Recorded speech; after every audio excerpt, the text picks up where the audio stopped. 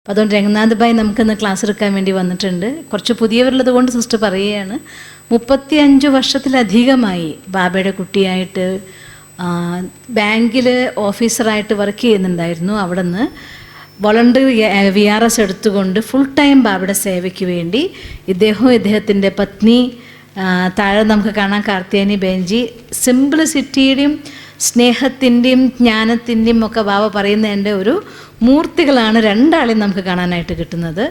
പിന്നെ മാത്രമല്ല, ജ്ഞാനത്തിൻ്റെ ആഴത്തിലുള്ള മനത്തിൻ്റെയും അനുഭവത്തിൻ്റെ ആധാരത്തിൽ നമുക്ക് ക്ലാസ് കിട്ടുക. അതുകൊണ്ട് തന്നെയാണ് ആ പോയിൻ്റൊക്കെ ഒരിക്കലും നമ്മൾ മറക്കാതെ നമ്മുടെ ഉള്ളിൻ്റെ ഉള്ളിൽ പ്രിൻ്റാക്കി തരും. ഒപ്പം അദ്ദേഹം കുടുംബസമേതം തന്നെ തൻ്റെ മക്കൾ സഹിതം 2 പേരും ബാബയ്ക്ക് സമർപ്പണമായിട്ടുള്ള മക്കളാണ്. അങ്ങനെ ബാബയുടെ സേവയ്ക്ക് വേണ്ടിക്കൊണ്ട് നിരന്തരമായി തൻ്റെ ശരീരം, മനസ്സ്, ധനമൊക്കെ നമ്മുടെ ഈശ്വരി വിശ്വവിദ്യാലയത്തിലെ മൈസൂർ യൂണിവേഴ്സിറ്റി ആയിട്ടുള്ള വാല്യൂ എഡ്യൂക്കേഷൻ വന്ന സമയത്ത് അതിൻ്റെ പ്രിൻസിപ്പളായിട്ടും വർക്ക് ചെയ്യുന്നത് ഇദ്ദേഹം തന്നെയാണ്. പറയാൻ ഒരുപാടുണ്ട്, പക്ഷേ ബായി പ്രത്യേകം പറഞ്ഞു ചുരുക്കി പറയണമെന്ന്. അതുകൊണ്ട് ഞാൻ ഇത്ര മാത്രം പറയുകയാണ്. എല്ലാവരും നല്ല സ്നേഹത്തോടെ നല്ലൊരു കയ്യടിയോടുകൂടി ബായ് സാറിനെ ക്ലാസ്സിലേക്ക് വെൽക്കം ചെയ്യും. ഓം ശാന്തി. ओम शांति। आप सभी कैलिकट डिस्ट्रिक्ट से और वायनाड डिस्ट्रिक्ट से आए हैं ना? हाँ जी। तो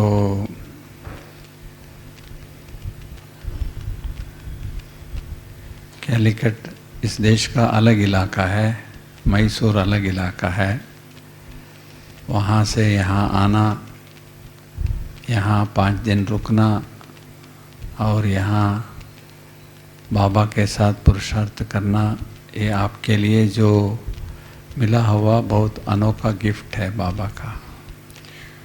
ഓം ശാന്തി. കോഴിക്കോട് വേറെ പ്രദേശം തന്നെയാണല്ലോ, ഇവിടെ വേറെ പ്രദേശമാണ്. അവിടെ നിന്ന് ഇവിടെ വരിക, വന്നിട്ട് ബാബയ്ക്കൊപ്പം ഇരിക്കുക, ഈ കാറ്റ്, ഈ വൈബ്രേഷൻ, ഇതിലൊക്കെ നമുക്ക് സ്പെൻഡ് ചെയ്യാൻ 5 ദിവസം താമസിക്കാൻ കിട്ടുക, ഇതൊക്കെ നമ്മളെ സംബന്ധിച്ചിടത്തോളം ഒരു വലിയ ഗിഫ്റ്റ് തന്നെയാണ്. आज हम इस अभी का टाइम हमारे मन के ऊपर थोड़ा गहराएंगे. मन का शक्ति एक बहुत बड़ा शक्ति है, मनन शक्ति. मनन शक्ति कैसे हमको यूज़फुल होता है और हमको कैसे इसको यूज़ करने का तरीके हैं, उसके ऊपर हम विचार करेंगे. ഇന്ന് നമ്മുടെ മനസ്സിൻ്റെ മേലെ നമുക്കൊന്ന് ശ്രദ്ധിച്ചു നോക്കേണ്ട സമയം, മനനശക്തി എന്താണെന്നും അതെങ്ങനെ നമുക്ക് ഉപയോഗമാകുന്നു എന്നുമൊക്കെ നമുക്ക് ഇന്നത്തെ ക്ലാസ്സിൽ മനസ്സിലാക്കാം. जब हम ब्रह्मा कुमारी आश्रम में आए तब भी हमको मन और बुद्धि थे ना? ബ്രഹ്മകുമാരി സെൻറ്ററിൽ വന്നപ്പോഴും നിങ്ങൾക്കൊക്കെ മനസ്സും ബുദ്ധി ഉണ്ടായിരുന്നില്ലേ? ഇപ്പോഴും ഉണ്ടല്ലോ. लेकिन इस मन और बुद्धि को बाबा ने थोड़ा चेंज किया है. പക്ഷേ ഈ മനസ്സിനെയും ബുദ്ധിനെയും ബാബ കുറച്ച് മാറ്റിയിരിക്കുന്നു. मन को पवित्र बना है और बुद्धि को दिव्य बना है. മനസ്സിനെ പവിത്രമാക്കി, ബുദ്ധിയെ ദിവ്യമാക്കി. तो बाबा ने इसको परिवर्तन किया है, मन और बुद्धि को. हम इसका मालिक है, हम मन नहीं हैं, हम बुद्धि नहीं हैं. लेकिन बाबा जो हमारा था अभी उसको परिवर्तन करके पवित्रता और दिव्यता से श्रृंगार किया है. ബാബ നമ്മളെ മനസ്സിനെയും ബുദ്ധിയുടെയും അധികാരിയാക്കിയിരിക്കുന്നു. മനസ്സിനെയും ബുദ്ധിയെയും പവിത്രമാക്കിക്കൊണ്ട്, ശുദ്ധമാക്കിക്കൊണ്ട്, അതെന്തായിരുന്നു അതിനെ പരിവർത്തനം ചെയ്ത് ഇപ്പം അതിൻ്റെ അധികാരികളാക്കി. मन क्या करता है और बुद्धि क्या करता है, इसके बारे में हमको मालूम होना ज़रूरी है. മനസ്സെന്താണ് ചെയ്യുന്നത്, ബുദ്ധി എന്താണ് ചെയ്യുന്നത്, ഇതിനെക്കുറിച്ച് നമുക്ക് അറിഞ്ഞിരിക്കേണ്ടത് ആവശ്യമാണ്. क्योंकि जिस घड़ी बाबा का ये हो गया, मन बाबा का हो गया, बुद्धि बाबा का हो गया, उसके ऊपर हमारा हक नहीं है. हक नहीं माना हम जैसे चाहते हैं हम उसको यूज़ नहीं कर सकते हैं पहले जैसा.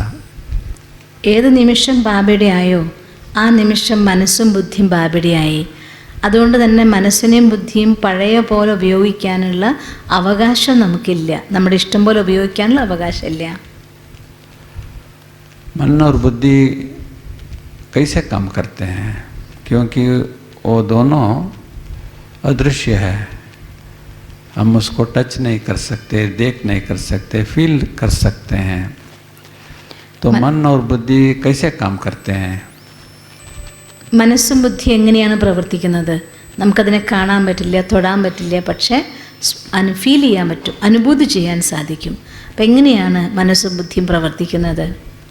ये बॉडी स्थूल है, मन बुद्धि सूक्ष्म है, लेकिन बाबा बोलते हैं आत्मा जो सूक्ष्म शक्ति है वो इसका मालिक है, इसको चलाता है, शरीर को चलाता है. आत्मा में मन बुद्धि है, मन बुद्धि भी इसको चलाने में आत्मा को सहयोग देते हैं. तो मन और बुद्धि इसको कैसे चलाते हैं शरीर को? ശരീരം സ്ഥൂലമായതാണ്, ആത്മാവ് സൂക്ഷ്മമായതാണ്. ആത്മാവിലാണ് മനസ്സും ബുദ്ധിയുള്ളത്. ആത്മാവാണ് ശരീരത്തെ പ്രവർത്തിപ്പിക്കുന്നത്. മനസ്സും ബുദ്ധിയും ശരീരത്തെ പ്രവർത്തിപ്പിക്കാൻ വേണ്ടി എങ്ങനെയാണ് സഹായിക്കുന്നത്? അവരെങ്ങനെ പ്രവർത്തിക്കുന്നു? इसलिए मन और बुद्धि हमारा जो मस्तिष्क है, जो ब्रेन है, उसके थ्रू इस शरीर को जो नर्वस सिस्टम है उसके सहायता से यूज़ करता है, कंट्रोल करता है. മനസ്സും ബുദ്ധിയും നമ്മുടെ മസ്തിഷ്കത്തിൻ്റെ സഹായത്തോടെ, തലച്ചോറിൻ്റെ സഹായത്തോടെ, നാഡീവ്യൂഹത്തിൻ്റെ സഹായത്തോടെ ശരീരത്തിലെ പ്രവർത്തനങ്ങളെല്ലാം നിയന്ത്രിക്കുന്നു. इसीलिए जो ब्रेन है ना, ब्रेन लिविंग ब्रेन नहीं है, वो जड़ है. जब भी आत्मा इसमें प्रवेश करता है शरीर में, जो ब्रेन के अंदर वो रहता है, तब उसको चैतन्यता आता है. जब भी आत्मा यहाँ से शरीर से निकल जाता है और ब्रेन भी जड़ पूरा हो जाता है. इसीलिए ब्रेन ओरिजिनली जड़ है, चैतन्य नहीं है. ശരിക്കും നോക്കിയാൽ ഈ തലച്ചോറ്, ബ്രെയിൻ ഒരു ജഡം മാത്രമാണ്. ആത്മാവ് വരുമ്പോഴാണ് അതിൻ്റെ ഉള്ളിൽ ചൈതന്യം ഉണ്ടാകുന്നത്. ആത്മാവിരിക്കുന്ന സമയത്താണത് പ്രവർത്തിക്കുന്നതിൻ്റെ സഹായത്തിൽ. ആത്മാവ് തലച്ചോറിൽ വരുമ്പോൾ തലച്ചോറിന് ചൈതന്യം ഉണ്ടാകുന്നു. ആത്മാ പോയി കഴിയുമ്പോൾ അത് വെറും ജഡമായി തീരുന്നു. ठीक है नहीं ठीक है? ശരിയാണോ അല്ലേ? ये लॉजिकल है? ओके. तो मन क्या करता है? मन चिंतन करता है और मन भावना को जागृत करता है, मन विश्लेषण करता है और मन याद रखता है. മനസ്സ് എന്തൊക്കെയാണ് ചെയ്യുന്നത്? മനസ്സ് ചിന്തിക്കുന്നു, ഭാവനകളെ ഉണ്ടാക്കുന്നു, കാര്യങ്ങളെ വിഷ്വലൈസ് ചെയ്യുന്നു, കാര്യങ്ങളെ മനസ്സിലാക്കുന്നു. और बुद्धि क्या करता है? बुद्धि देखता है, क्योंकि बुद्धि आत्मा का आँख है, तो बुद्धि देखता है. ബുദ്ധി എന്താ ചെയ്യുന്നത്? ബുദ്ധി കാണാണ്. ബുദ്ധി ആത്മാവിൻ്റെ കണ്ണാണ്. बुद्धि निर्णय देता है, बुद्धि ग्रहण करता है और बुद्धि भी याद रखता है, स्मृति रखता है. ബുദ്ധി നിർണയിക്കുന്നു, ബുദ്ധി ഗ്രഹിക്കുന്നു, ബുദ്ധിയും ഓർമ്മിക്കുന്നു. तो मन और बुद्धि का जो काम है, हमको यदि क्लियरली अंडरस्टैंड करते हैं तो मन को हम कैसे यूज़ करें इसको भी हमको अक्ल आ जाता है. മനസ്സും ബുദ്ധിയും എങ്ങനെയാണ് പ്രവർത്തിക്കുന്നത് എന്ന് ശരിക്കും മനസ്സിലായാൽ മനസ്സിനെ എങ്ങനെ ഉപയോഗിക്കണം ആ ബുദ്ധി കൂടി നമുക്ക് ലഭിക്കും. मनन शक्ति आत्मा का जो मनन का जो कार्यक्रम है, मनन करता है मन के द्वारा. मनन शक्ति इतना बड़ा शक्ति है जिससे हम ज़्यादा से ज़्यादा यूज़ करते हैं और उसको ठीक रीति से यूज़ करते हैं, हमको बहुत सारे लाभ है इसमें. മനസ്സ് മനനശക്തിയിലൂടെ, ആത്മാവ് മനസ്സിലൂടെ മനനശക്തി ഉപയോഗിക്കുമ്പോൾ ഈ മനനശക്തി എന്നത് വളരെ വലിയൊരു ശക്തിയാണ്. അതിനെ ശരിക്കും ഉപയോഗിക്കാൻ സാധിക്കുകയാണെങ്കിൽ ഒരുപാട് കാര്യങ്ങൾ നമുക്ക് ചെയ്യാൻ സാധിക്കുകയും ചെയ്യും.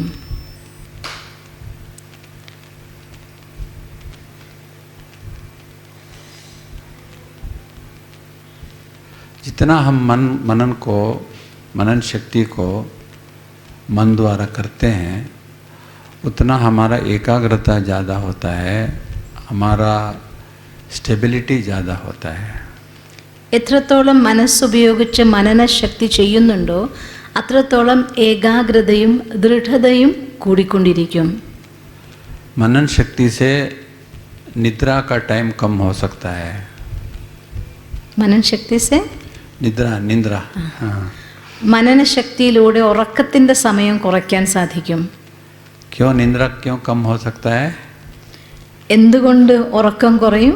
क्योंकि जब मन बिजी हो जाता है ना, तो जब मन बिजी हो जाता है और पॉजिटिविटी में ज़्यादा बिजी हो जाता है और मन शक्तिशाली बनता है, आत्मा शक्तिशाली बनता है, इसलिए हमारा रेस्ट का टाइम है ना वो थोड़ा कम हो सकता है. മനസ്സ് മനനം ചെയ്യുന്ന സമയത്ത് ബിസിയാവും.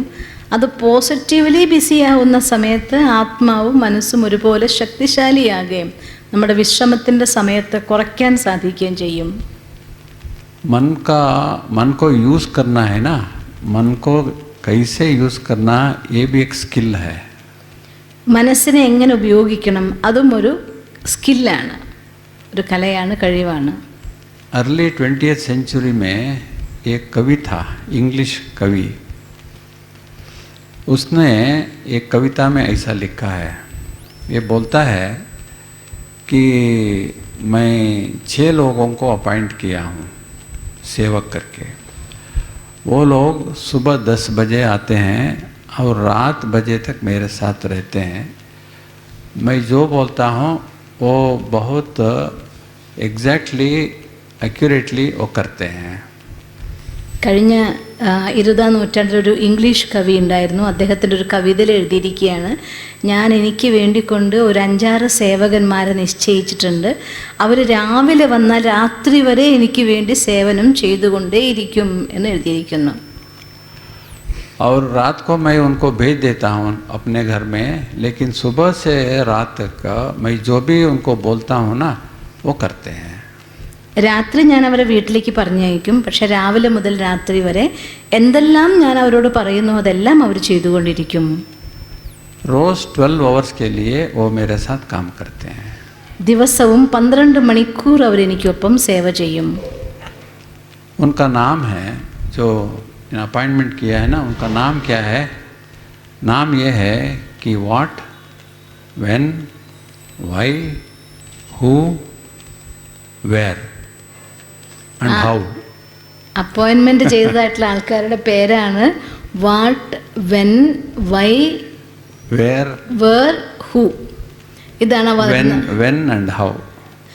വെൻ എന്താണ്, എവിടെയാണ്, എപ്പോഴാണ്, ആരാണ്, എങ്ങനെയാണ്. ഇതാണ് അപ്പോയിൻമെൻറ്റ് ചെയ്തതായിട്ടുള്ള ജോലിക്കാരുടെ പേര്. इसका मतलब क्या है? जो 12 घंटे वो कवि काम करता है जो पोयम को रचना करने के लिए, तो इन लोगों द्वारा, 6 लोगों द्वारा वो मन के दिमाग में जो चाहिए वो सब उनको मिल जाता है. അതിൻ്റെ അർത്ഥം എന്താണ്? 12 മണിക്കൂർ ആ കവി തൻ്റെ രചനയ്ക്ക് വേണ്ടി ഉപയോഗിക്കുന്ന സമയം അത്രയും ഇവരിലൂടെയാണ്, ഈ കാര്യങ്ങളിലൂടെയാണ് തൻ്റെ രചന നടത്തുന്നത്, ജോലി ചെയ്യിപ്പിക്കുന്നത്. तो मन शक्ति जितना हम ज़्यादा करते हैं उसका आधार है मुरली. മനനശക്തി കൂടുതൽ ചെയ്യുന്നതിനുള്ള ആധാരമാണ് മുരളി. जितना हम मुरली को रिवाइज करते हैं, मनन करते हैं, उसके द्वारा हम शक्तिशाली बन सकते हैं. എത്രത്തോളം മുരളി റിവൈസ് ചെയ്യുന്നുണ്ടോ, മനനം ചെയ്യുന്നുണ്ടോ, അത്രത്തോളം മനസ്സ് ശക്തിശാലിയാകും. मनन करने के लिए हम खुद हमारे ऊपर क्वेश्चन करना है, ये क्या है, क्यों है, इसका मूल अर्थ क्या है, किस लिए बाबा ये सब मुझे बोला है, ये यूज़फुल है या नहीं, ये सभी हमको क्वेश्चन करके उसका आंसर निकालना है.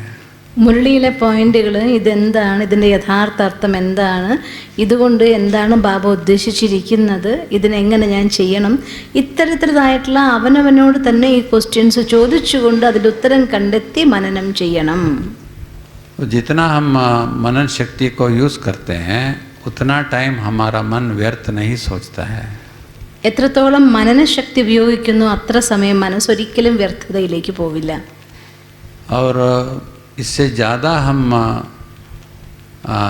मन को यूज़ करते हैं, मन शक्ति को यूज़ करते हैं, हम शरीर को भी भूल सकते हैं. എത്ര കൂടുതൽ മനനശക്തി ഉപയോഗിക്കുന്നു അത്ര ശരീരത്തെ മറക്കാനും സാധിക്കും. तो ये भी एक योग हो गया ना. അപ്പം ഇതൊരു യോഗ തന്നെയല്ലേ? तो जितना हम बाबा को याद करके मनन करते जाते हैं तो हमारा जो योग का चार्ट है ना वो बढ़ सकता है. എത്രത്തോളം ബാബയെ ഓർമ്മിച്ച് മനനം ചെയ്തുകൊണ്ടിരിക്കുന്നുണ്ടോ അത്രയും യോഗ ചാർട്ട് വർദ്ധിപ്പിക്കാൻ സാധിക്കും. तो मनन शक्ति के ऊपर बाबा ने एक मुरली चलाया है. മനനശക്തിയെക്കുറിച്ച് ഒരു അവ്യക്ത മുരളി ബാബ പറഞ്ഞിട്ടുണ്ടായിരുന്നു. और 1981 का है. 1981. तो हम उसका थोड़ा दोहराएंगे. पॉइंट्स उसमें हैं, कैसे कैसे मनन शक्ति को यूज़ करना और इसका लाभ कैसे लेना बाबा ने पूरा रीति से बाबा ने 1981 के मुरली में बताया है. മനനശക്തിനെ എങ്ങനെ ഉപയോഗിക്കണം, അതെന്താണെന്നുള്ളതിനെ കുറിച്ചൊക്കെ നന്നായി തന്നെ ബാബ 1981 മുരളി പറഞ്ഞിട്ടുണ്ട്. നമുക്ക് ആ പോയിൻ്റൊക്കെ ഒന്നും കൂടെ പഠിച്ചു നോക്കാം. उसका डेट है 7/4/1981. 7/4/1981 മുരളി. उसका हेडिंग है मनन शक्ति से आत्मा शक्ति की अभिवृद्धि. അതിൻ്റെ ടൈറ്റിലാണ് മനനശക്തിയിലൂടെ ആത്മശക്തിയുടെ അഭിവൃദ്ധി. पहला पॉइंट है, बाबा ने बोला है कि पचन शक्ति द्वारा जैसा भोजन हमारा शरीर का शक्ति बनता है, ദഹനത്തിലൂടെ ആഹാരം ശരീരത്തിൻ്റെ ശക്തിയാകുന്നത് പോലെ उसको रक्त के रूप में समावेश हो जाता है. രക്തത്തിൻ്റെ രൂപത്തിലേക്ക് അലിയിക്കുന്നത് പോലെ भोजन का शक्ति शरीर का शक्ति हो जाता है, ट्रांसफॉर्मेशन हो जाता है. അത്തരത്തിൽ ആഹാരത്തിൻ്റെ ശക്തി ശരീരത്തിൻ്റെ ശക്തിയായി മാറുന്നു. तो जैसे जैसे हम खाते जाते हैं ना उतना हम ये क्वालिटी ऑफ हेल्थ बढ़ता है. और क्योंकि वो जो भी खाते हैं वो सब ब्लड के रूप में ट्रांसफॉर्मेशन हो जाता है. അതായത് എത്ര ആഹാരം കഴിക്കുന്നുണ്ടോ ആ ആഹാരം ബ്ലഡിൻ്റെ രൂപത്തിലേക്ക് മാറിക്കൊണ്ട് ശരീരത്തിന് ശക്തിയായി മാറുന്നു. ऐसे ही ज्ञान का हर एक बिंदु मनन शक्ति द्वारा स्वयं का शक्ति बन जाता है.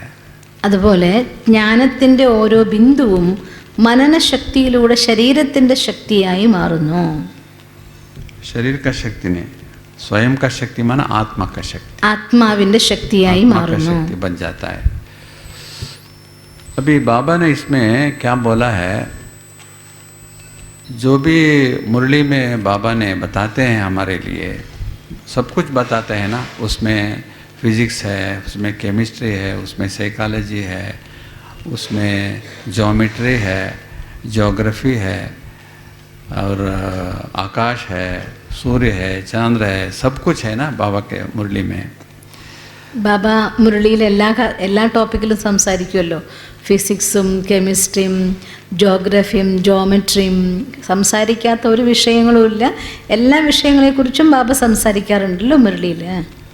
ज़्यादा से ज़्यादा कौन सा सब्जेक्ट के ऊपर बाबा बताते हैं? ഏറ്റവും കൂടുതൽ ഏത് സബ്ജക്റ്റിനെ കുറിച്ചാണ് ബാബ പറയാറ്? Psychology psychology. है ना. ह्यूमन रिलेशंस में क्या होता है, साइकोलॉजी है ना. മനുഷ്യബന്ധങ്ങൾ ഉപയോഗപ്പെടുന്ന സൈക്കോളജി അല്ലേ? तो बाबा से बड़ा कोई साइकोलॉजिस्ट नहीं है दुनिया में. ബാബയേക്കാൾ വലിയ ഒരു സൈക്കോളജിസ്റ്റ് ലോകത്തില്ല. तो आपके पहले स्वामीनाथन जी इधर आए थे, प्रीवियस ग्रुप में इधर आए थे. उन्होंने एक बात बताया, क्योंकि हमारे एक बहन ना एमएससी साइकोलॉजी पढ़ रही है और उनके सेंटर में एक बहन आती है, वो वेल नोन फिगर है, उसका पति गवर्नमेंट डिपार्टमेंट में बहुत बड़ा ऑफिसर है, लेकिन उसकी क्या कमी है, वो बहन का वो जो कोर्स लेकर के आ रही है बहुत झूठ बोलती है। तो उसका पति आकर के ये बहन को, सेंटर के बहन को बोला कि मेरा पत्नी से मुझे बहुत तकलीफ़ हो रहा है, बहुत झूठ बोलती है, इधर उधर जाती है, झूठ बोल के आ जाती है। माना एक टेंपल को जाती है, टेंपल को जा कर के उस अर्चक को बोलती है आपके बाजू का जगह है ना, खाली पड़ा है ना, मैं आपको दिलाता हूँ, ऐसे बोल करके आ जाती है। वो लोग इनके घर में आ जाते हैं। नहीं तो किसी को बोलते हैं मुझे इतना करोड़पति मालूम है, आपको कितना पैसा चाहिए, मैं आपको दिलाता हूँ, बोल करके आ जाती है। वो सभी इनके घर में आते हैं। तो उनका पति थोड़ा इसके ऊपर, उसके पत्नी के ऊपर नाराज़ है। वो बोल रहा है कि आप जैसे ही इधर आ रहे हैं ना, झूठ बोलने का बंद करने की कैसा है आप व्यवस्था करो। പറയാണ് നമ്മുടെ ഗ്രൂപ്പിന് മുന്നേ സ്വാമിനാഥൻ ഭായി വന്നിട്ടുണ്ടായിരുന്നു അത്രേ. അപ്പം അദ്ദേഹത്തിൻ്റെ സെൻറ്ററിൽ ഒരു സൈക്കോളജിയിലുള്ളതായിട്ടുള്ള നന്നായിട്ട് MSc ഒക്കെ പഠിച്ചൊരു ലേഡി ക്ലാസ്സിന് വരുന്നുണ്ട്. അപ്പോൾ അവരുടെ ഒരു എല്ലാവരും അറിയപ്പെടുന്ന നല്ല പരിചയമൊക്കെയുള്ള ലേഡിയാണ്. പക്ഷെ അവരുടെ ഒരു പ്രോബ്ലം എന്താണെന്ന് വെച്ചാൽ അവരുടെ ഹസ്ബൻഡ് വന്ന് പറഞ്ഞു പോലും എൻ്റെ വൈഫ് ഭയങ്കരമായിട്ട് കളവ് പറയും, അതെനിക്കൊന്ന് നിർത്തിത്തരണം എന്ന് ആവശ്യപ്പെട്ടു. എങ്ങനെയൊക്കെ പറയുമെന്ന് വെച്ചാൽ അമ്പലത്തിൽ പോവുകയാണെങ്കിൽ പറയാൻ തൊട്ടൊരു സ്ഥലം ഉണ്ടെങ്കിൽ നോക്കി ഈ സ്ഥലം നിങ്ങൾക്ക് ഞാൻ ശരിയാക്കി തരും കേട്ടോ, നിങ്ങൾക്ക് തെരിയിപ്പിക്കും കേട്ടോ എന്ന് പറയും. അതിൻ്റെ ആ ആൾക്കാർ ആ പേരും പറഞ്ഞിട്ട് വീട്ടിലേക്ക് വരും ഭർത്താവിനെ കാണാൻ, അവർക്കറിയില്ല. അല്ലെങ്കിൽ നിങ്ങൾക്കറിയാം എനിക്ക് ഇത്ര വലിയ വലിയ കോടിപതികളൊക്കെ ആയിട്ട് നല്ല പരിചയമുണ്ട് കേട്ടോ, ഞാൻ അവരെ കൊണ്ട് നിങ്ങൾക്ക് കോടികൾ പൈസയുടെ സഹായം ധരിപ്പിക്കാമെന്ന് പറയും. എന്നിട്ട് അവരും വീട്ടിൽ വരും. ഇതുകൊണ്ട് ഈ ഭർത്താവ് തോറ്റുപോയി. അപ്പോൾ പറഞ്ഞു എങ്ങനെയെങ്കിലും ഈ കളവ് പറയുന്നതൊന്ന് നിർത്തിപ്പിച്ച് തരണം, എന്തായാലും സെൻറ്ററിൽ വന്നല്ലോ എന്ന് പറഞ്ഞു. लेकिन उस बहन को रियलाइजेशन नहीं है मैं झूठ बोल रहा हूँ। वो बोलती है मैं कहाँ झूठ बोल रही हूँ, मैं ठीक बोल रही हूँ ना, ऐसा वो आर्ग्यूमेंट करती है।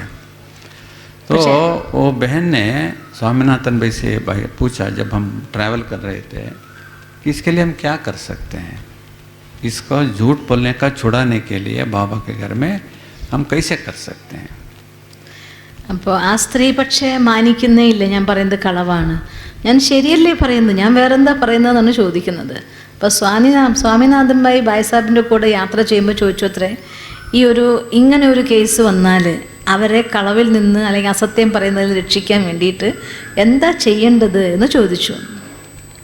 उन्होंने बोला कि नॉट पॉसिबल है, क्योंकि जब तक वो बहन रियलाइजेशन नहीं करती है तब तक वो झूठ बोलने का बंद नहीं कर सकती है, क्योंकि वो फिजिकली वो ठीक है, मेंटली वो प्रॉब्लम है। मेंटली आप किसी को बोलते हैं तो टैबलेट देते हैं, नहीं तो एडमिट करते हैं, कुछ नहीं करते हैं, लेकिन जब वो होता है, जब रियलाइजेशन होता है ना, तब वो टैबलेट लेती है, नहीं तो टैबलेट भी नहीं लेती है। वो बोलती है मैं ठीक हूँ, मैं क्यों ले हूँ टैबलेट, ऐसा बोलती है। तो इसीलिए बाबा के घर आई है ना, उनको आप 2-3 बार रोज़ मुरली सुनाओ। मुरली सुन के थोड़ा थोड़ा इनका दिमाग में एक न एक दिन आएगा कि झूठ बोलना बहुत बड़ा पाप है, तब वो चेंज हो जाएंगे, नहीं तो नहीं हो जाएंगे। അപ്പോൾ ബായി പറയാണ്, സ്വാമി ബായി എൻ്റെ ഉത്തരം പറഞ്ഞത്രേ, ഒരിക്കലും അവരെ മാറ്റാൻ പറ്റില്ല മീൻസ് സ്വയം ഞാൻ ചെയ്യുന്ന കാര്യം തെറ്റാണ് എന്ന് അവർ സ്വയം തിരിച്ചറിയും വരെ അവരിലൊരു മാറ്റം കൊണ്ടുവരാനായിട്ട് സാധിക്കുന്ന കാര്യമല്ല. കാരണം അറിയണമല്ലോ അവർക്ക് ഞാനിതിങ്ങനെ ചെയ്യുന്നുണ്ട് തെറ്റാണെന്ന് അവർ മനസ്സിലാക്കിയിട്ടില്ലെങ്കിൽ നിങ്ങൾ എന്ത് പറഞ്ഞാലും അവർക്ക് അതിനെ സ്വീകരിക്കാനായിട്ട് സാധിക്കുകയില്ല. അതുകൊണ്ട് 2-3 തവണ മുരളി കേൾപ്പിച്ചുകൊണ്ടേയിരിക്കുക. ഇപ്പോഴല്ലെങ്കിൽ കുറച്ച് കഴിയുമ്പോഴാണെങ്കിലും ആ ആത്മാവിന് ഞാൻ ഈ ചെയ്യുന്ന കാര്യം തെറ്റാണ് എന്ന് സ്വന്തം തിരിച്ചറിവ് വരണം, എന്നാൽ മാത്രമേ അവരത് അവസാനിപ്പിക്കുള്ളൂ, അത് ചെയ്യാനുള്ളതായിട്ടുള്ള വഴിയുള്ളൂ എന്ന് പറഞ്ഞു. लेकिन इन रियलिटी हम सभी साइकोलॉजिकल पेशेंट्स ही है. ഒരു പോയിന്റ് പറഞ്ഞ് വിട്ടുപോയി പറയാൻ. ശരീരത്തിൻ്റെ രോഗമാണെങ്കിൽ ഈ പ്രോബ്ലം ഉണ്ടാകുമ്പോൾ കൊണ്ടുപോലെ ഡോക്ടറെ അടുത്ത് മെഡിസിൻ കൊടുക്കുമല്ലോ. മെഡിസിൻ കൊടുക്കുമ്പോൾ ആ പേഷ്യൻറ്റിന് മനസ്സിലായിട്ടുണ്ടാവണം ഞാൻ രോഗിയാണ് എന്ന്. എന്നാൽ അവർ മരുന്ന് കഴിക്കും, അല്ലെങ്കിൽ അവർ മരുന്ന് കഴിക്കാനായിട്ട് കൂട്ടാക്കില്ല. അതുപോലെ തന്നെയാണ് ആത്മാവിൻ്റെ കാര്യം. जब हम यहाँ आए, बाबा के मुरली सुने और योग किए, बाबा के साथ हमारा कांटेक्ट डेवलप हुआ, कनेक्शन हुआ, तो धीरे धीरे धीरे मेंटली हम ठीक हो रहे हैं. ऐसा समझते हो क्या आप? हाँ, സച്ച് മേ ठीक है. ജി ടീക്ക് ഹെ. ബായി പറയുകയാണ്, നമ്മൾ വരുമ്പോൾ ഇവിടെ എല്ലാവരും ശരിക്കും പറഞ്ഞാൽ സൈക്കോളജിക്കലായിട്ട് ഓരോരോ പ്രശ്നങ്ങൾ അവർ തന്നെ എല്ലാവരും എന്നുവെച്ചാൽ അർത്ഥം നമുക്കറിയില്ല എന്ന് മാത്രമേ ഉള്ളൂ. മുരളി കേട്ട് ബാബയുടെ ജ്ഞാനം കേട്ട് യോഗ ചെയ്ത് പതുക്കെ പതുക്കെ പതുക്കെ നമ്മൾ ഓരോരുത്തരുടെയും കൊച്ചു കൊച്ചു പ്രശ്നങ്ങളായിട്ട് ക്ലിയർ ആയിക്കൊണ്ടേ ഇരിക്കുകയാണ്. എല്ലാവരും ആ അവസ്ഥയിൽ തന്നെയാണ്. इसीलिए बाबा से बड़ा कोई साइकोलॉजिस्ट नहीं है. അതുകൊണ്ട് ബാബയേക്കാൾ വലിയൊരു സൈക്കോളജിസ്റ്റ് ലോകത്തില്ല.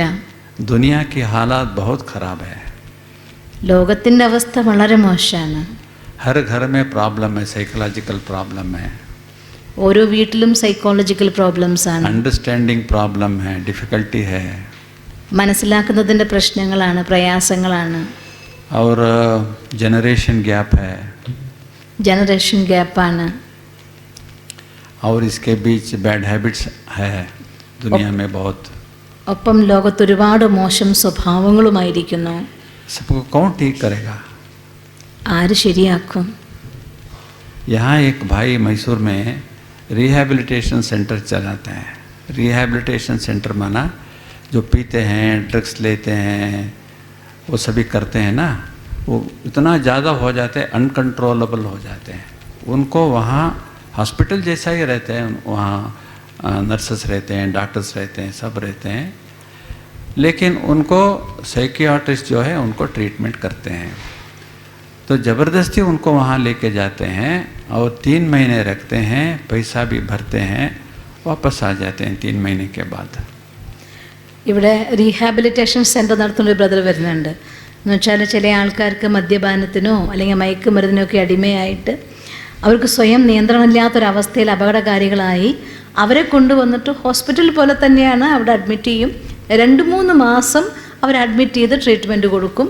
അതൊക്കെ ആ സമയത്ത് അവർക്ക് പൈസ കൊടുക്കും, ഫീസൊക്കെ കൊടുക്കണം. അത് കഴിഞ്ഞ ശേഷം 3 മാസമാകുമ്പോൾ ഇതിനൊക്കെ ഒന്ന് മുക്തമായിട്ട് അവർ ഫ്രീ ആയിട്ട് വരും. मैसूर सिटी में ऐसा रिहेबिलिटेशन सेंटर्स बहुत हो गया. ഇപ്പോൾ അത്തരം റീഹാബിലിറ്റേഷൻ സെൻറ്റേഴ്സ് മൈസൂർ ഒരുപാടായിരിക്കുന്നു. और जो रिहैबिलिटेशन सेंटर्स चलाते हैं उनका बात यह है कि 3 महीने हम उनको ट्रीटमेंट रख करके उसको छुड़ाते हैं, लेकिन जब भी बाहर जाते हैं ना रिपीटेशन हो जाते हैं, वो सेम बन जाते हैं, 1 हफ्ते के अंदर वापस आ जाए, ऐसा ही बन जाते हैं. പക്ഷേ ഈ റീഹാബിലിറ്റേഷൻ സെൻറ്റർ നടത്തുന്നവരൊക്കെ പറയുന്നത് നമ്മൾ 3 മാസം അവരെ ഒന്നും കൊടുക്കാതെ ചികിത്സിച്ചൊക്കെ ശരിയാക്കി പറഞ്ഞയക്കും. പക്ഷെ പുറത്ത് പോയിട്ട് ആ സംഘത്തിൽ ചേരുന്നതോടെ അവർ വീണ്ടും ഒരാഴ്ചയ്ക്കുള്ളിൽ തന്നെ ആ പഴയ ആൾക്കാരായിട്ട് മാറുന്നുണ്ട്. Success rate is only 10%. 90% will go back to their bad habits. 10% ആൾക്കാർക്കേ മാറ്റം വരുന്നുള്ളൂ, ബാക്കി 90% വീണ്ടും വീഴുന്നവരാണ്. लेकिन ज़्यादा चिंता करने का बात यह है, वो बोलते हैं कि अभी जेंट्स के ज़्यादा माताएं, बहनें ड्रग एडिक्ट्स बहुत ज़्यादा हो गए. പക്ഷേ ചിന്തിക്കേണ്ട ഒരു വിഷയം എന്തായിരുന്നു വെച്ചാൽ പണ്ടത്തെ കാലത്തെ പോലെയല്ല, ബ്രദേഴ്സിനേക്കാൾ കൂടുതൽ അമ്മമാരെയാണ് കൊണ്ടുവരുന്നത് ഈ റീഹാബിലിറ്റേഷൻ സെൻറ്ററിലേക്ക്. इसलिए मैंने बोला बहुत हालत बहुत ख़राब है दुनिया का. ബൈബിൾ അതുകൊണ്ടാണ് ഞാൻ പറഞ്ഞത് ലോകത്തിൻ്റെ അവസ്ഥ ഇപ്പോൾ വളരെ മോശമായിരിക്കുന്നു എന്ന് പറഞ്ഞത്. ये दुनिया की जो प्रॉब्लम्स है, भाई छोटा प्रॉब्लम है ये, लेकिन घर में ये बड़ा प्रॉब्लम हो जाता है.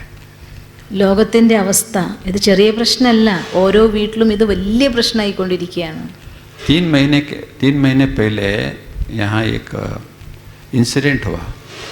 एक भाई को एक रिहैबिलिटेशन सेंटर में उनको एडमिट किए थे, ड्रग एडिक्ट.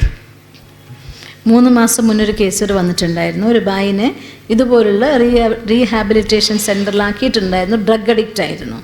उनका माता पिता दोनों फेमस लॉयर्स है. അച്ഛനും അമ്മയും വളരെ പ്രസിദ്ധരാണ്. एक ही बेटा है. ഒരു മോനേ ഉള്ളൂ. उनको यहाँ दाखिल किया.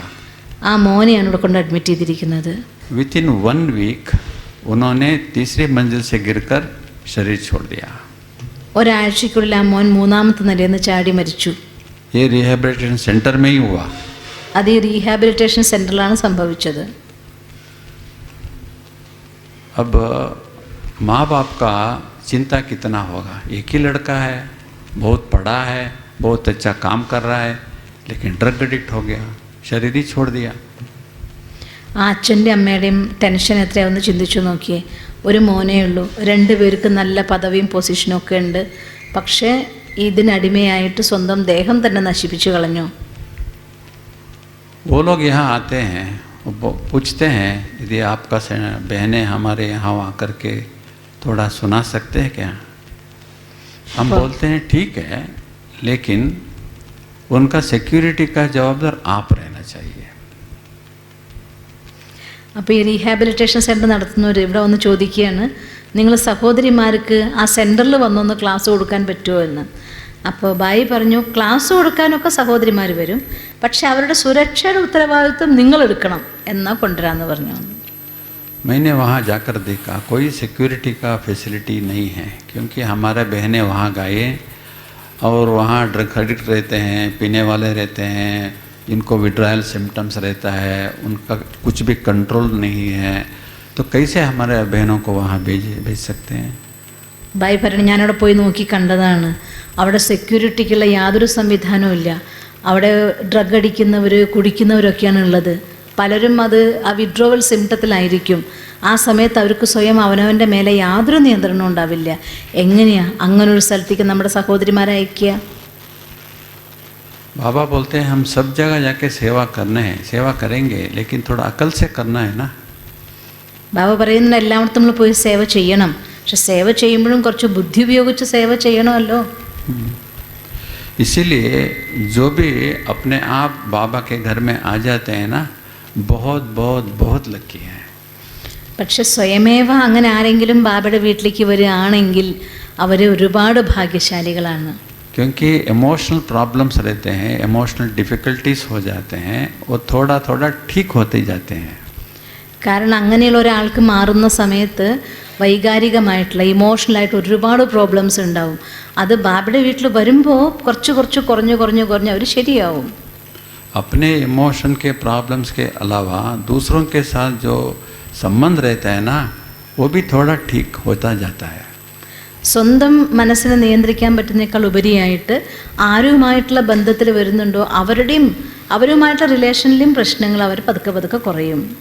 तो इसीलिए इस ज्ञान से, इस योग से ना केवल मेंटल हेल्थ, फिजिकल हेल्थ भी ठीक हो जाता है.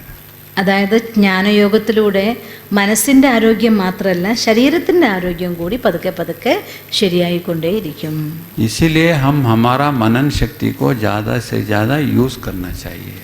അതുകൊണ്ട് മനനശക്തിയെ കൂടുതൽ കൂടുതൽ ഉപയോഗിച്ചുകൊണ്ടേയിരിക്കും. इसलिए बाबा बोलते हैं इधर, बाबा जो बोलेंगे ना, हर बात को आपको चेक करना, उसका मनन करना, अनुभव करना, यूज़ करना, फिर उसको एक्सेप्ट करना है.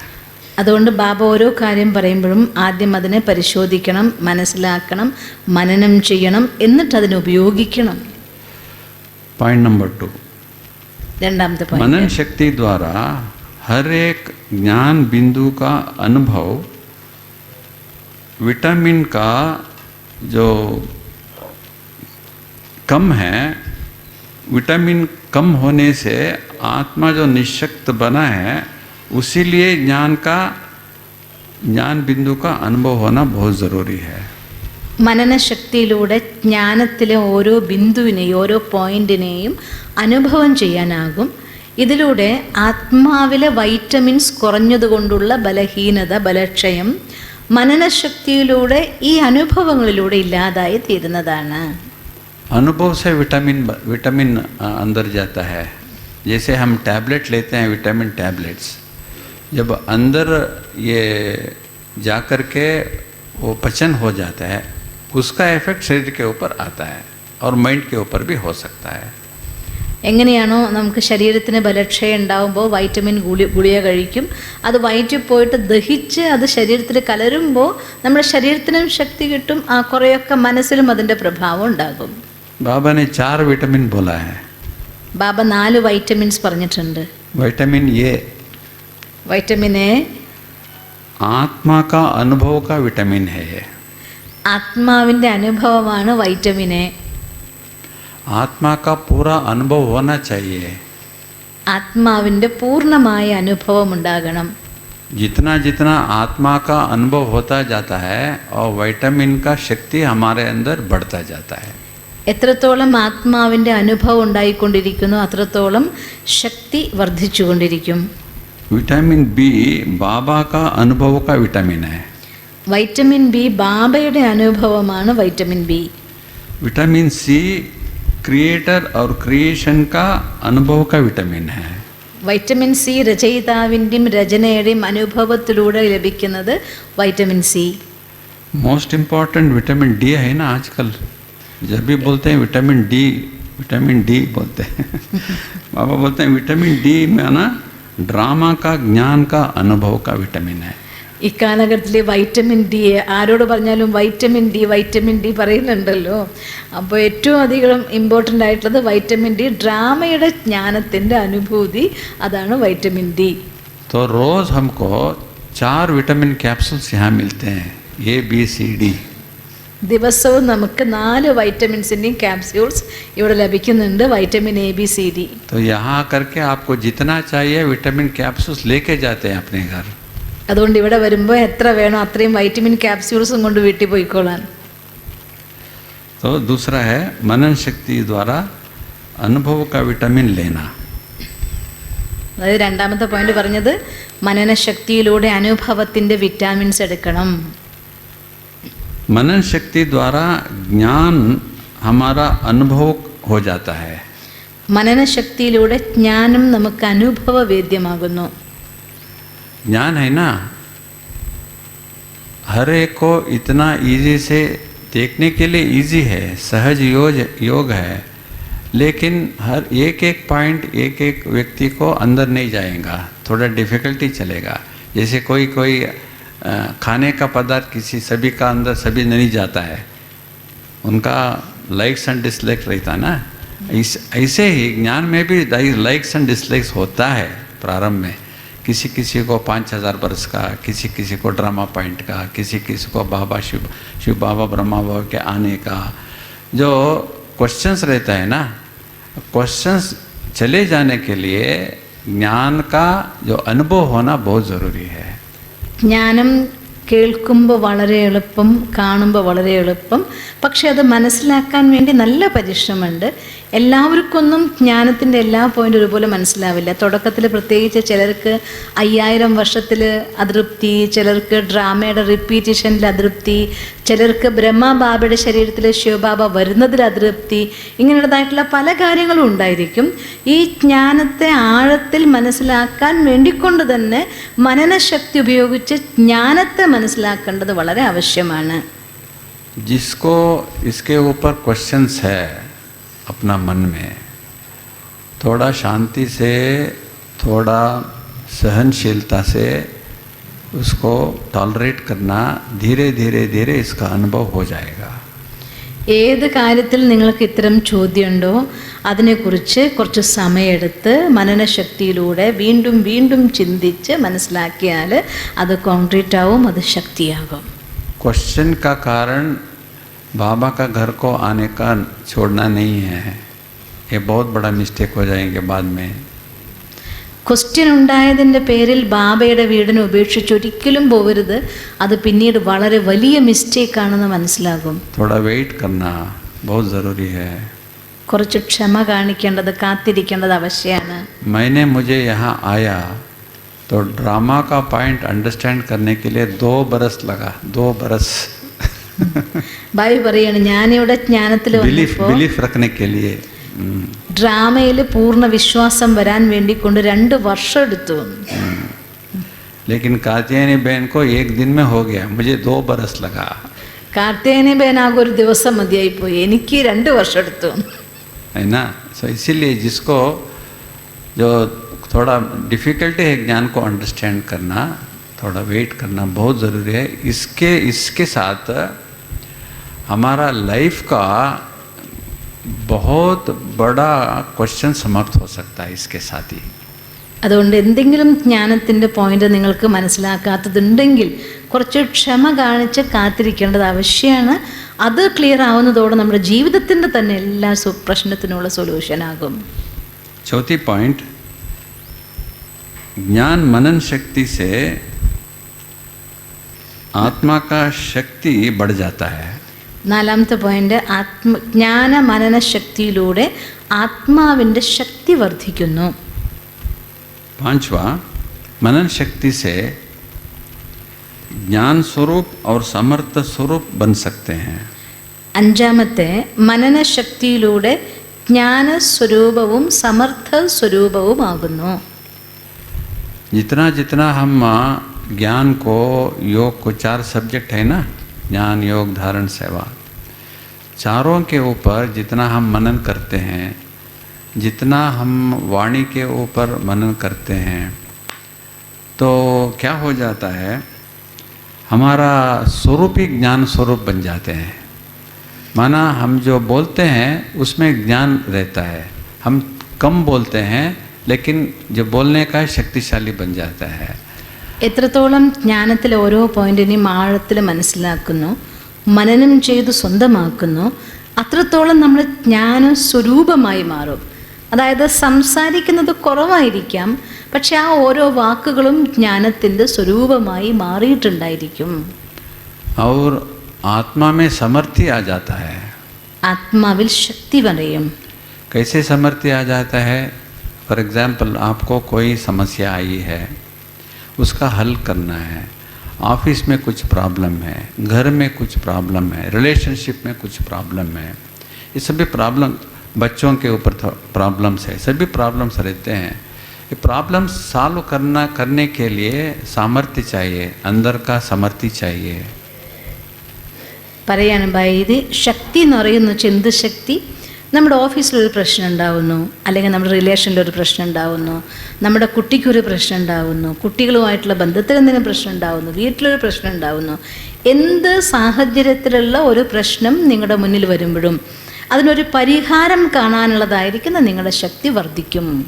जब आत्मा समर्थ बन जाता है ना, तो हम किसी भी समस्या को धीरे धीरे सॉल्व कर सकते हैं. ആത്മാവ് ശക്തിശാലിയാകുമ്പോൾ ഏതൊരു പ്രശ്നത്തിനും പരിഹാരം കാണാൻ നിങ്ങൾക്ക് സാധിക്കും. 6th, अनुभवी है ना, अनुभवी अनुभव का अथॉरिटी से चलते हैं.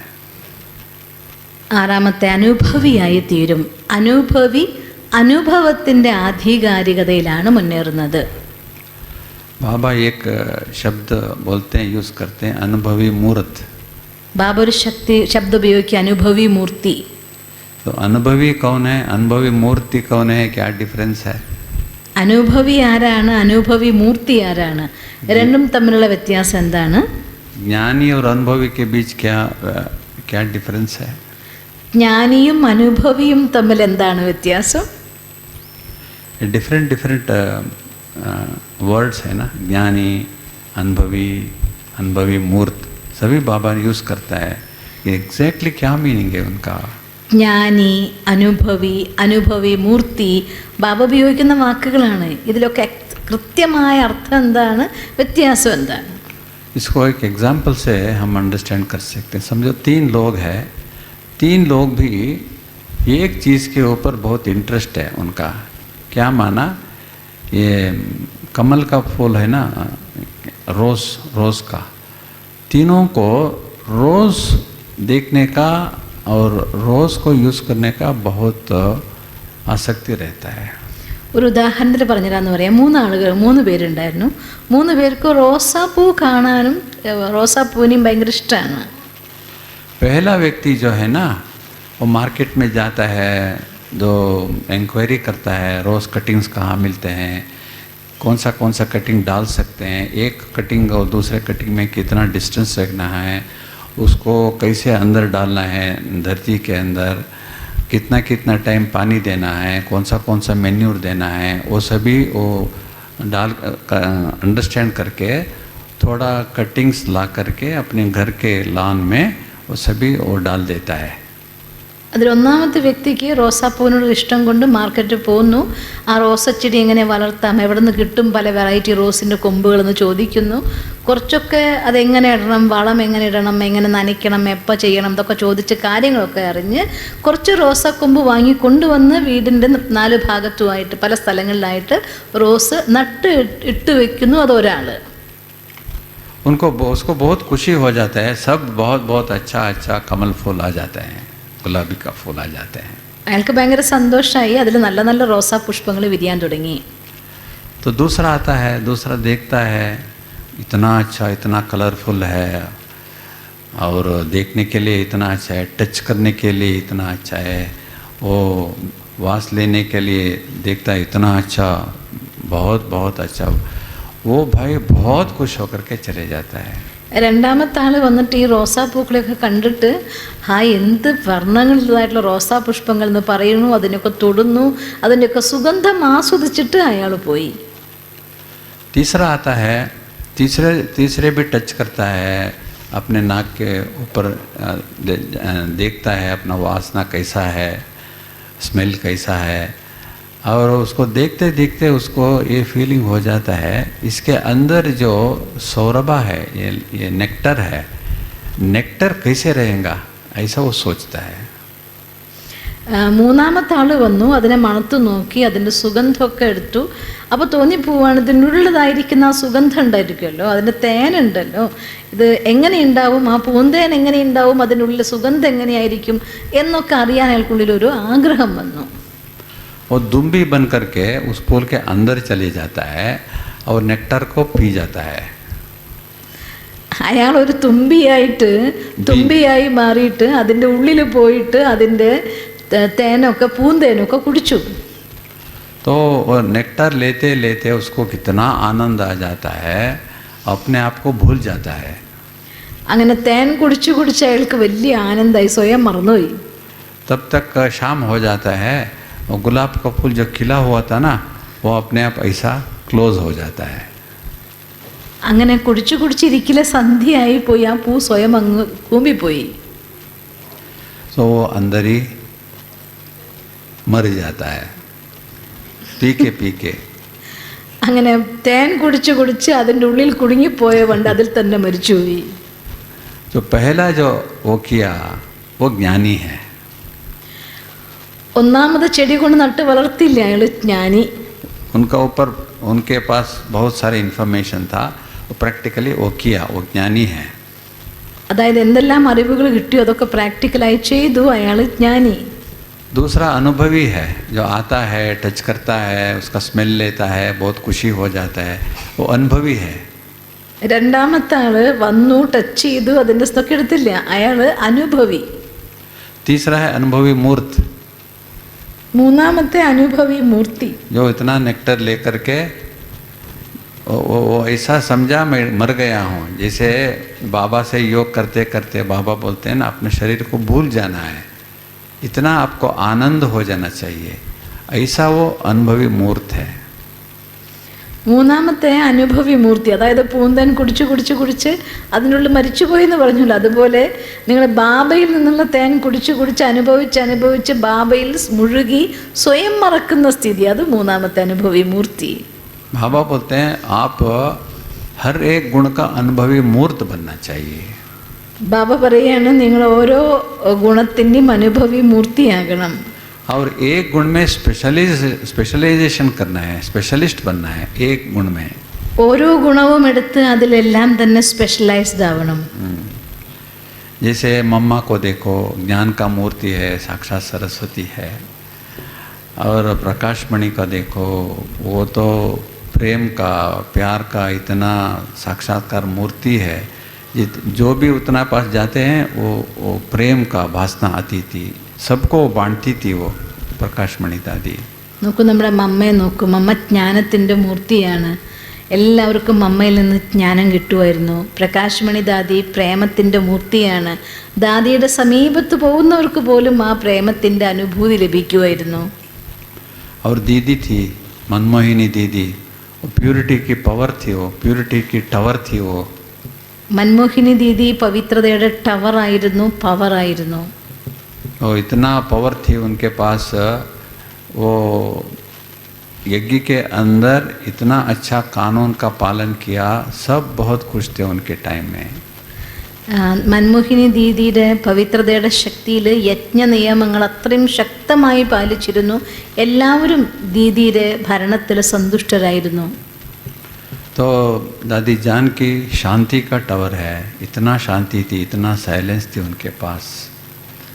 ദാദി ജാനകി ദാദി ശാന്തിയുടെ ടവറാണ്. അത്രയും ശാന്തിയുടെ ശക്തി ഉണ്ടായിരുന്നു ദാദിയുടെ അടുത്ത്. गुलजार दादी जो अंदर जो शक्ति है, संतोष का शक्ति है, खुशी का शक्ति है, उनका मुंह देखते ही सभी को खुश हो जाते हैं, सभी खुश हो जाते हैं, इतना खुशी थी उनके पास। ഗുൽസാർ ദാദി ആണെങ്കിൽ ശക്തിയായിരുന്നു, സന്തോഷത്തിൻ്റെ ശക്തി അത്രയും നിറച്ചായിരുന്നു. ദാദിയെ കാണുന്ന മാത്രമേ ഒരാൾ സന്തോഷവാനാകും, അത്രയും സന്തോഷത്തിൻ്റെ ശക്തി ഉണ്ടായിരുന്നു.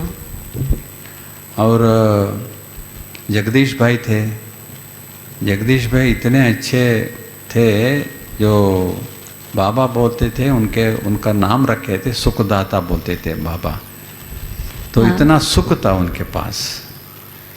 ജഗദീഷ് ഭായി ആണെങ്കിൽ അത്രയും സുഖിയായിരുന്നു, അത്രയും സുഖത്തിൻ്റെ അനുഭൂതി ചെയ്യുമായിരുന്നു.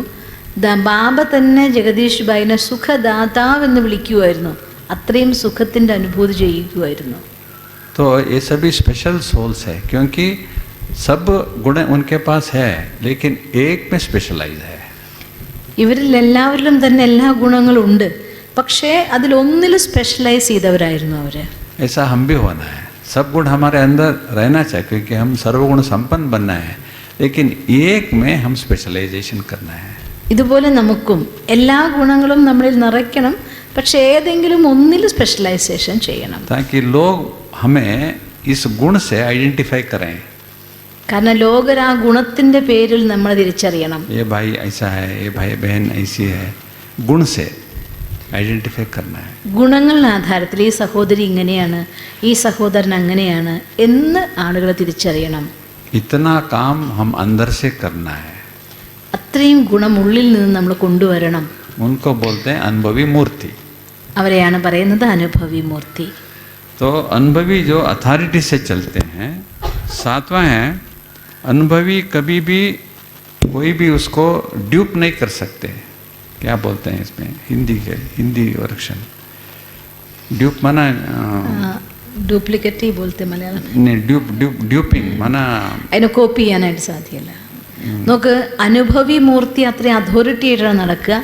അദ്ദേഹത്തിന് അതുപോലെ തന്നെ അതിൻ്റെ ഡ്യൂപ്ലി ഉണ്ടാക്കാനായിട്ട് ആർക്കും സാധ്യമല്ല. हम किसी को ड्यूप करते हैं और कोई भी हमको ड्यूप नहीं कर सकते.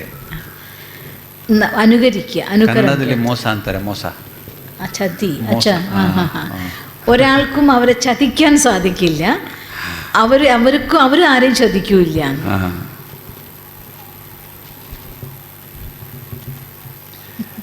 और आठवां, अनुभवी कोई भी बात में नीचे ऊपर नहीं होते, विचलित नहीं होते. അനുഭവി ഒരു കാര്യത്തിലും അവരുടെ സ്ഥിതിയിൽ കയറ്റിറക്കങ്ങൾ ഉണ്ടാവില്ല, അതായത് ചഞ്ചലത ഉണ്ടായിരിക്കില്ല. विचलित माना ചഞ്ചലം, चंचला. हाँ. और 9th पॉइंट, अनुभव का एक शब्द 1000 शब्दों से ज़्यादा मौल्ययुत है. അനുഭവം എന്നൊരു വാക്ക് 1000 വാക്കിനേക്കാൾ മൂല്യമുള്ളതാണ്. जो भी अनुभवी है ना, वो कम बोलते हैं. അനുഭവികൾ വളരെ കുറച്ചേ സംസാരിക്കാറുള്ളൂ. लोग जिसके पास जाते हैं, जो अनुभवी है, जो कम बोलते हैं लेकिन ठीक बोलते हैं, उसके पास जाते हैं. മനുഷ്യന്മാർ അധികം പറഞ്ഞില്ല, കുറച്ച് പറഞ്ഞാൽ മതി, പക്ഷേ അങ്ങനെയുള്ള വാക്കുകൾ പറയുന്നെങ്കിൽ അവരുടെ അടുത്തേക്കാണ് എല്ലാവരും പോവുക. अनुभवी को ज़्यादा बोलने का आवश्यकता ही नहीं है. അനുഭവിക്ക് അധികം പറയേണ്ട ആവശ്യമില്ല. ब्रह्मा बाबा कितने बोलते थे? बहुत कम बोलते थे. ബ്രഹ്മബാബ എത്ര സംസാരിക്കുമായിരുന്നു? വളരെ കുറച്ച്. ऐसा हम भी बात कम करना है, लेकिन अनुभव ज़्यादा करना है. അതുപോലെ നമ്മളും സംസാരിക്കുന്നത് കുറയ്ക്കണം, അനുഭവം കൂട്ടണം. मनन शक्ति द्वारा ज्ञान बिंदु का अनुभव हम करके सदा शक्तिशाली माया प्रूफ विघ्न प्रूफ बनना है. മനനശക്തിയിലൂടെ അനുഭവത്തിൻ്റെ അതോറിറ്റിയായി മായാ പ്രൂഫ്, വിഘ്ന പ്രൂഫ് ആകണം. और इसके साथ अंगद जैसा अचल बन जाना है. ഉള്ളിൽ സുദൃഢമായി മാറണം. और मनन शक्ति आत्मा में जो निश्शक्तता है, निर्बलता है, वो निकाल देता है. മനനശക്തി ആത്മാവിലെ എല്ലാ ബലഹീനതകളെയും ഇല്ലാതാക്കും. और लास्ट है मनन शक्ति से हम मगन बन सकते हैं. മനനശക്തിയിലൂടെ മഗ്നമാകാനും സാധിക്കും. तो कितना पॉइंट हो गए? എത്ര പോയിന്റ്സ് ആയി? 13. 13 പോയിന്റ് ആയോ? 13 पॉइंट हो गया ना. 13 പോയിന്റ് പറഞ്ഞു പായി. तो ये सभी मनन शक्ति का वैरायटी अनुभव है जो हम कर सकते हैं. ഇതെല്ലാം മനനശക്തിയുടെ വിവിധങ്ങളായ അനുഭവങ്ങളാണ് നമ്മൾ ചെയ്യേണ്ടതാണ്. लेकिन मनन शक्ति का अभ्यास करने के लिए हमको टाइम देना है खुद से. മനനശക്തിയുടെ അഭ്യാസം ചെയ്യണമെങ്കിൽ അവനവന് വേണ്ടി സമയം കൊടുക്കുക തന്നെ വേണം. बाबा जब बोलते हैं उसको एक एक लेकर के, एक एक ज्ञान बिंदु लेकर के उसको अंदर घुटना है, घुटाना है, बोलते क्या बोलते हैं ना, उसको जैसे हम मशीन में डाल के घुटते हैं ना, ऐसा करना है. മനജ്ഞാനത്തിൻ്റെ ഓരോ പോയിന്റിനെ എടുത്തുകൊണ്ട് അതിനെ വീണ്ടും വീണ്ടും നമ്മൾ വിശകലനം ചെയ്ത് ചെയ്ത് ചെയ്ത് ചെയ്ത് ആഴത്തിൽ സൂക്ഷ്മത്തിൽ കഷ്ണാക്കാന്ന് പറഞ്ഞ പോലെ പൊടിക്കും പോലെ വീണ്ടും വീണ്ടും നോക്കി നോക്കി മനസ്സിലാക്കണം. तो जितना हम करते हैं हमारा टाइम सफर हो जाए, टाइम वेस्ट नहीं होगा हमारा. എത്ര നമ്മളിങ്ങനെ ചെയ്യുന്നു അത്രയും സമയം വ്യർത്ഥമാകാതാകും. और आप जो भी बोलते हैं ना उस बहुत सारयुक्त बोल सकते हैं. പിന്നെ നിങ്ങൾ സംസാരിക്കുന്നതൊക്കെ സാരയുക്തമാകും. कम बात में ज़्यादा मीनिंगफुल बातें कर सकते हैं. കുറഞ്ഞ വാക്കുകളിൽ അർത്ഥവത്തായി സംസാരിക്കാൻ പഠിക്കും. और मनन शक्ति से मौन में रहना बहुत आसानी हो जाता है. മനനശക്തിയുള്ളവർക്ക് മൗനത്തിലിരിക്കുന്നത് സുഖകരമായി മാറും. और जितना हम मौन में रख करके मनन करते हैं उतना अंदर से हम शक्तिशाली बनते जाते हैं. എത്രത്തോളം മൗനത്തിലിരുന്ന് മഗ്നമായിരിക്കുന്നുണ്ടോ അത്രയും നമുക്ക് ആന്തരിക ശക്തിയും കൂടും. Okay, thank you. Om Shanti.